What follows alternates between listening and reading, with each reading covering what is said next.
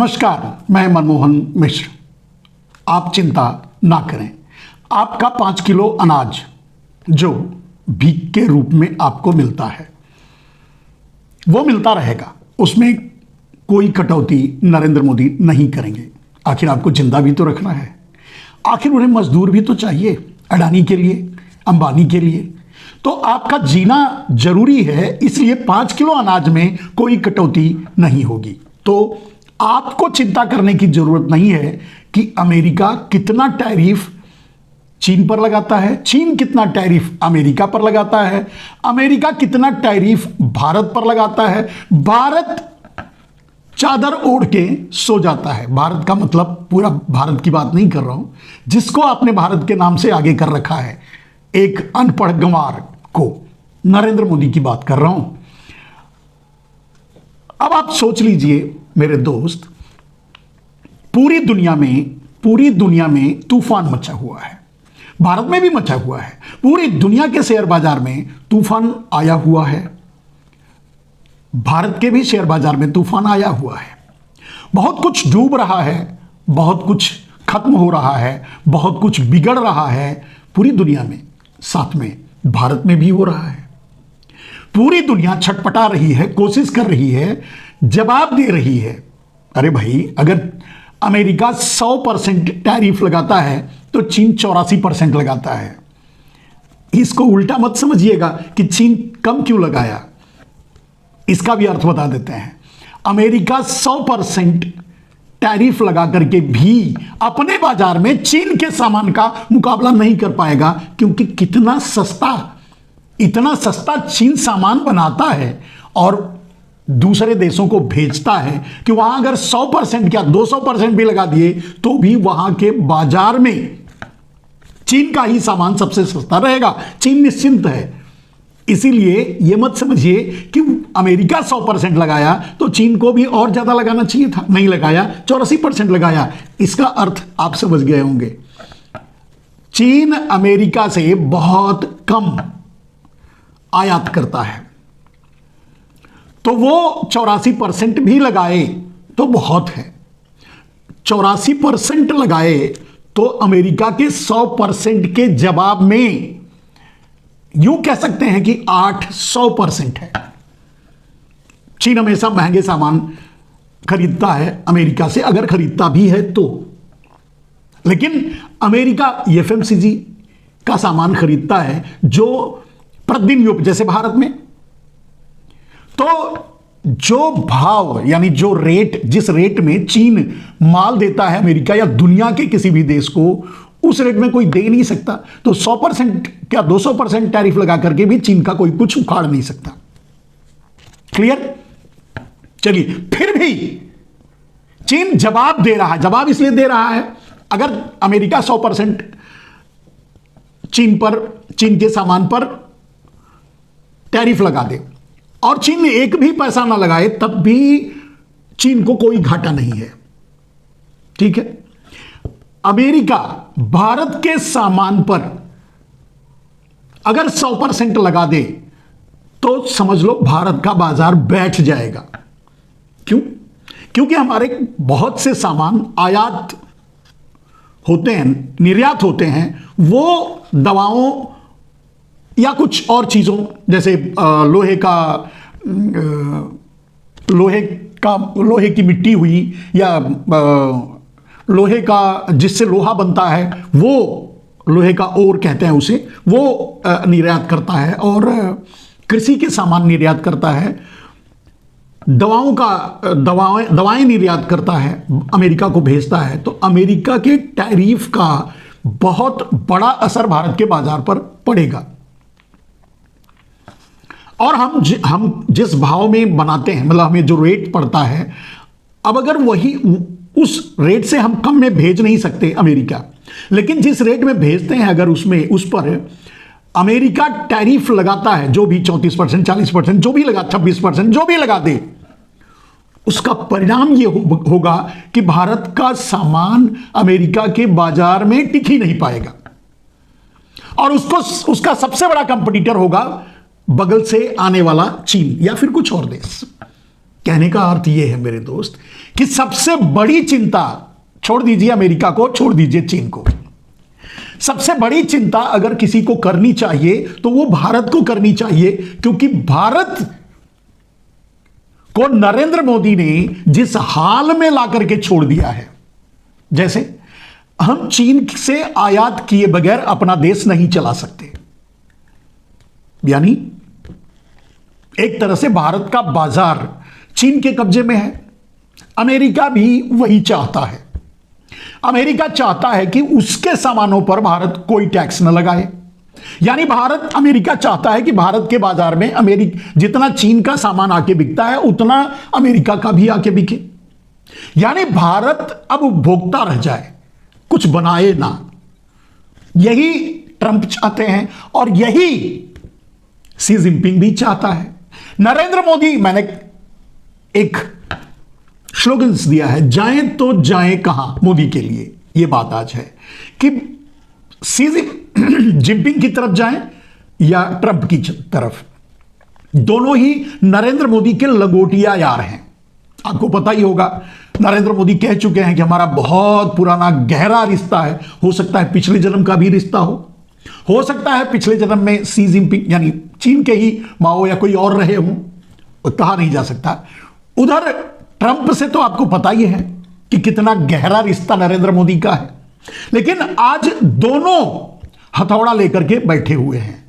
इधर चीन भी हथौड़ा लेके बैठा है, मुझे ये दे दो, क्या लद्दाख दे दो, मुझे ये दे दो, क्या अरुणाचल प्रदेश दे दो, बॉर्डर के गांव दे दो, मुझे ये दे दो।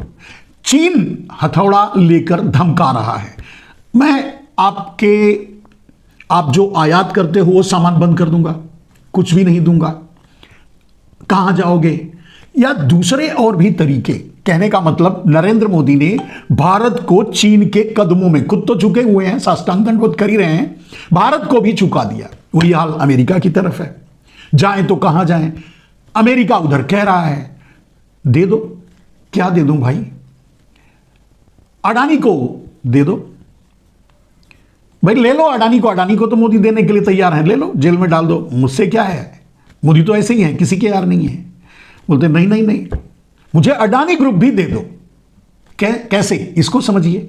अडानी ग्रुप चाहते हैं ट्रंप एलन मस्क को दिलवा देना, यानी भारत का पूरे भारत के बाजार पर अमेरिका का कब्जा चाहते हैं, चाहे कोई भी सेक्टर हो। अगर अडानी ग्रुप एलन मस्क के हाथ में हो गया तो आप अंदाजा लगा लीजिए कि आपका रेल भी, आपका रोड भी, आपका बिजली भी, आपका पानी भी, आपका कोयला भी, आपके पास जो भी है सब कुछ एलन मस्क का हो जाएगा, यानी अमेरिका का हो जाएगा, यानी ट्रंप का हो जाएगा। और ये सारी धमकियां, ये सारे ड्रामे, ये सब कुछ सिर्फ इसी के लिए चल रहा है। और नरेंद्र मोदी कर भी रहे हैं। आपको पता ही होगा कि नरेंद्र मोदी ने टैरिफ घटा दिया अमेरिका के सामानों पर, कुछ सामानों पर। अब इन बारीक चीजों में जाए बगैर भी अगर आप देखें तो यह समझने की कोशिश कीजिए कि चीन भी न लड़े, अमेरिका का जवाब ना दे, चुपचाप अमेरिका के टैरिफ को स्वीकार कर ले, तब भी चीन पर की इकोनॉमी पर 1% भी असर नहीं पड़ेगा। दूसरे देश भी लगभग इसी तरह के स्थितियों में होंगे या हैं, या वो फिर जाने उनका क्या हाल है।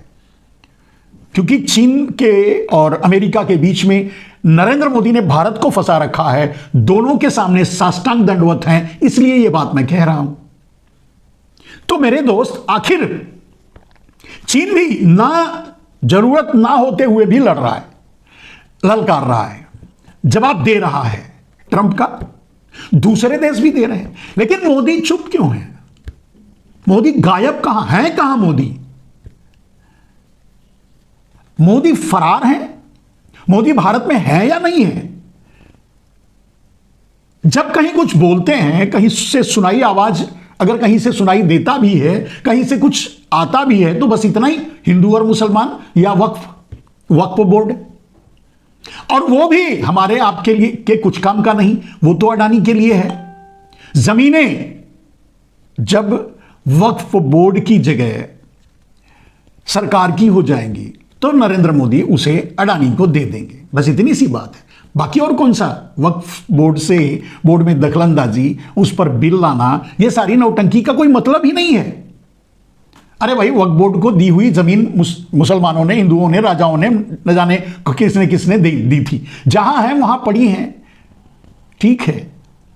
अगर नरेंद्र मोदी कब्जा करने में कामयाब हो गए, इस कानून को लागू तो करवा ही दिया, लेकिन इसको लागू पूरी तरह से करने में कामयाब हो गए, तो समझ लो वक्फ बोर्ड की सारी जमीन अडानी को सौंप दी गई। वैसे भी आपको पता ही होगा, अंटलिया भी जौन वो अंबानी का वक्फ बोर्ड की जमीन पर ही बना है। ऐसा दावे की बात नहीं, लोग कहते हैं, झूठ बोलते हैं, वक्फ कहां अंगुली रख दे तो उसका हो जाएगा। ये सारी बातें सब ड्रामा है, सब झूठ है, सब आरएसएस माने चड्डी गैंग का फैलाया हुआ सगुफा है, यानी झूठ है। उस पर मत जाइए, सच कुछ और है। सच यही है, सच यही है जैसे 370 हटा करके कश्मीर को बेच दिया अडानी को, 370 हटा के लद्दाख को बेच दिया अडानी को, 370 हटा करके कश्मीर और लद्दाख के बॉर्डरों को चीन को बेच दिया। नरेंद्र मोदी की निगाह सिर्फ आपकी जमीनों पर है, आपकी जेब पर है। और अब इतने से ही अंदाजा लगा लीजिए कि यही तो नरेंद्र मोदी हैं जो तीन किसान बिल लाए थे। तीनों का हजारों बार मैं विश्लेषण कर चुका हूं। अगर उसका विश्लेषण किया जाए, कहा जाए, दो शब्दों में कहा जाए, तो सिर्फ यह था कि किसानों से उनकी जमीन छीन लो, न उनके पास जमीन रहेगी, न दोगुने दाम मांगेंगे। कैसे छीनते? अडानी कॉर्पोरेट फार्मिंग करेगा, अडानी लोन देगा तो धीरे से लोन चुका नहीं पाएगा किसान, तो धीरे से अडानी खरीद लेगा, यानी पूरे देश की जमीन धीरे धीरे अडानी की हो जाएगी। अडानी के पास पैसा है, जो काला धन नरेंद्र मोदी छुपा करके देश से बाहर बंटवा करके रखे हुए हैं, उसी पैसे को लगाना चाहते थे। कहने का मतलब यह है कि नरेंद्र मोदी की निगाह आज भी लूट पर है, आपकी जेब पर है, आपकी रोटी पर है, आपके गहनों पर है, आपकी जो भी जमा पूंजी है उस पर है। नरेंद्र मोदी आपको पूरी तरह से निचोड़ कर लूट लेना चाहते हैं और उसे अडानी को दे देना चाहते हैं। अब चोर पे मोर लग गया। अडानी ग्रुप की मांग ट्रंप ने कर दी, उधर एलन मस्क के लिए दे दो। फंस गए मोदी, करें तो क्या करें। अभी नरेंद्र मोदी के पास साइलेंट बेशर्मी भरा साइलेंट रहने के अलावा कोई रास्ता ही नहीं है। बोले चलिए, अगर ट्रंप की बात पर, ट्रंप ने जो बेइज्जत किया उस पर, ट्रंप नकाब जो व्यवहार है भारत पर, ट्रंप जो कर रहा है भारत के साथ, अभी तो हमारे बच्चे गए हैं वहां पढ़ने लिखने के लिए। पहले तो घर बार सब बेच बाच करके ले जाते थे और वहां पढ़ते लिखते थे, 2-3 साल वहां काम वाम करते थे, तो उनका पैसा वसूल हो जाता था, जो बिका उका रहता था सब मिल जाता था, लेके आते थे, उनकी दुनिया बस जाती थी। अब ट्रंप बोल रहा है कि यहां से पास होते ही, रिजल्ट आते ही भागो यहां से, यानी अपना पैसा वसूलने का, जो घर बार बेच करके पढ़ने गए हैं अब उनको अपना पैसा वसूलने का कोई चांस नहीं। आइए इंडिया में बैठिए, झोला लीजिए और रोड पर बैठ जाइए, इंजेक्शन लेकर लगाइए। डॉक्टर हैं तो, इंजीनियर हैं तो बस अपने घर में अपना प्रयोग करते रहिए, नहीं तो चाय बेचिए, नहीं तो पकौड़ा बेचिए, नहीं तो ऐसे बहुत से रोजगार नरेंद्र मोदी देश को दे चुके हैं। कहने का अर्थ यह है कि नरेंद्र मोदी इस हालात में नहीं है कि बोल सकें, ट्रंप का जवाब दे सकें। पूरी दुनिया दे रही है, चीन दे रहा है, सब दे रहे हैं, नरेंद्र मोदी चुप है। नरेंद्र मोदी के चुप्पी का कारण सिर्फ इसलिए है क्योंकि उनके पास बोलने के लिए कुछ है ही नहीं। तो बोलें क्या, करें तो करें क्या, बोलें तो बोलें क्या, जाएं तो जाएं कहां। इसीलिए मेरा आज का टैगलाइन है, जाएं तो जाएं कहां। आखिर मोदी करें तो करें क्या, कर ही तो कुछ, अब उनके लिए करने के लिए कुछ बचा ही नहीं है। लेकिन समाधान है। नरेंद्र मोदी देशद्रोही हैं। अगर देशभक्त होते तो देश के लिए समाधान है, वो मैं बता रहा हूं। अभी आप कम से कम ये जरूर सुन लीजिए और सुनने के बाद समझिए कि जो मैं कह रहा हूं सही है या गलत। देश के पास या नरेंद्र मोदी के पास समाधान है जो वो कभी नहीं करेंगे। नरेंद्र मोदी के पास समाधान है, जितने जोर शोर से वक्फ बिल पर बिल पास करवाए, उसके 10% जोर लगाने से भी एक कानून संसद में पास हो सकता है। जितना भी दुनिया में काला धन है और भारत का काला धन, काले धन को राष्ट्रीय संपत्ति घोषित करने का एक साधारण सा कानून संसद में बना दें। यही समाधान है। काले धन को राष्ट्रीय संपत्ति घोषित करने का कानून संसद में बना दें। नरेंद्र मोदी भी स्विस बैंक में जो चुरा कर बैठे, दबवा कर बैठे हैं, अडानी को दे रहे हैं, भारत में ला रहे हैं, भारत को खरीद रहे हैं, अडानी को, ये सारे सब कुछ बंद हो जाएंगे। अमेरिका की सिट्टी पिट्टी गुम हो जाएगी, क्योंकि लोन तो सबसे ज्यादा अमेरिका ले रखा है। तो बैंकों को मजबूरन देश का जो काला धन विदेशों में दबा के पड़ा हुआ है, रखा हुआ है, नरेंद्र मोदी उसके जरिए खेल कर रहे हैं, गेम कर रहे हैं, उसी की मांग ट्रंप भी कर रहा है, वो भारत को देना पड़ेगा। जब भारत को अमेरिका को यानी वर्ल्ड बैंक को देना पड़ेगा वो पैसा जो काला धन विदेशों में है, तो जब वो पैसा भारत को देगा तो लेगा किससे? अमेरिका और चीन से, या ऐसे नाटो के देशों से, पश्चिमी देशों से लेगा। जब उनको देना पड़ेगा तो उनके रुपए का भी अवमूल्यन होगा, यानी उनके डॉलर भी गिरेंगे, यानी भारत का रुपया भी मजबूत होगा। ट्रंप की हेकड़ी भी निकल जाएगी। इतना पैसा देने में उन्हें रुपया बाजार से लेकर के भारत को देना पड़ेगा, ठीक है, उस बैंक को देना पड़ेगा और वो बैंक भारत को देगा, देना ही पड़ेगा, दूसरा कोई रास्ता नहीं, अगर काले धन को राष्ट्रीय संपत्ति घोषित कर दिया जाए। लेकिन सबसे बड़ी बात, सबसे बड़ा चोर अगर कोई है तो खुद नरेंद्र मोदी हैं। उन्होंने ही तो वो काला धन दबवा के रखा था, बोला था आपको 15-20 लाख यूं ही दे देंगे, उससे मुकर गए, जुमला कह दिया। अब वहीं दबा करके, हिस्सा बंटवा करके, ले करके वहीं दबा के बैठे हैं। तो सबसे पहले तो वही जाएंगे, वही फंसेंगे, पूरा पैसा देश को मिलेगा, सारा समाधान हो जाएगा। अब आप सोचिए कि नरेंद्र मोदी क्या ये कर सकते हैं? नरेंद्र मोदी प्रधानमंत्री के पद से इस्तीफा दे सकते हैं, लेकिन काले धन को राष्ट्रीय संपत्ति घोषित नहीं कर सकते।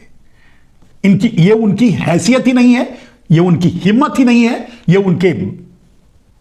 उनमें दम ही नहीं है, क्योंकि ऐसा होने पर सबसे बड़े काले चोर के रूप में नरेंद्र मोदी का ही नाम सामने आएगा, या फिर उनके अपने भाइयों, मोदी हो, ललित मोदी हो, नीरव मोदी हो, मेहुल चौकसी हो, ये हो, वो हो, सब उनके अपने, अडानी हो, अंबानी हो, अपने ही लोग आएंगे। तो नरेंद्र मोदी वो कर ही नहीं सकते, यानी काले धन को राष्ट्रीय संपत्ति घोषित नहीं कर सकते। खत्म। दूसरा रास्ता इसके बाद भारत के सामने, भारत के पास एक ही रास्ता है, नरेंद्र मोदी इस्तीफा दें, देश नरेंद्र मोदी से इस्तीफा मांगे। इस तूफान का सामना करने के लिए जो ट्रंप के द्वारा खड़ा किया गया है, यह तो सामने है।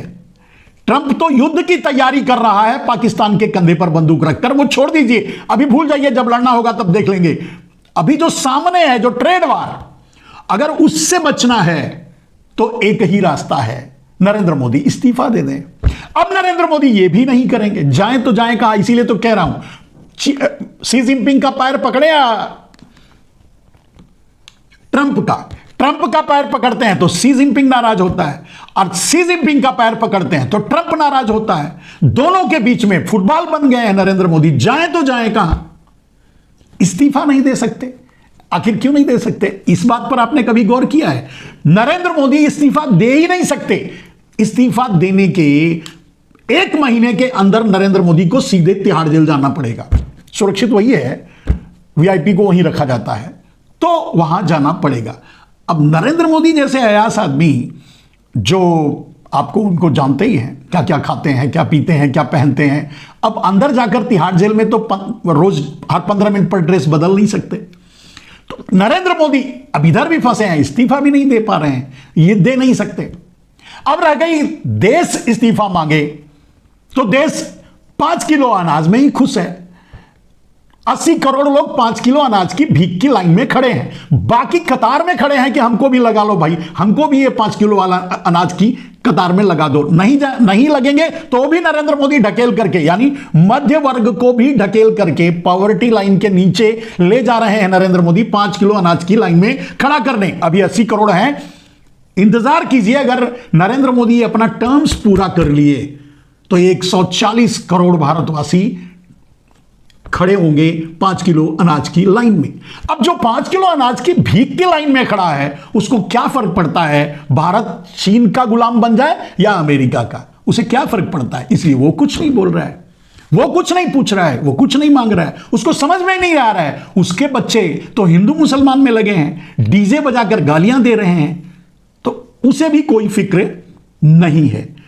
नरेंद्र मोदी इसीलिए बच रहे हैं, या तो मुंह खोलते नहीं, इतनी बड़ी आफत पर भी मुंह खोल नहीं रहे हैं।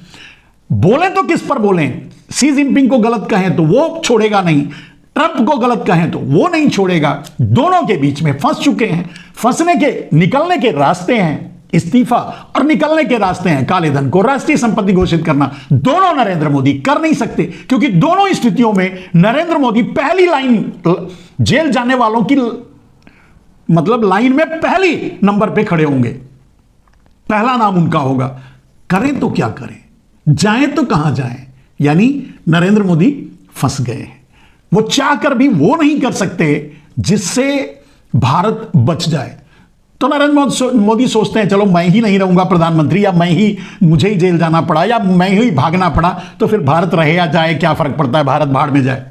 ये उनकी सोच है। अनपढ़ आदमी ऐसा ही सोचता है, नकली डिग्री वाले तो क्या सोचेंगे।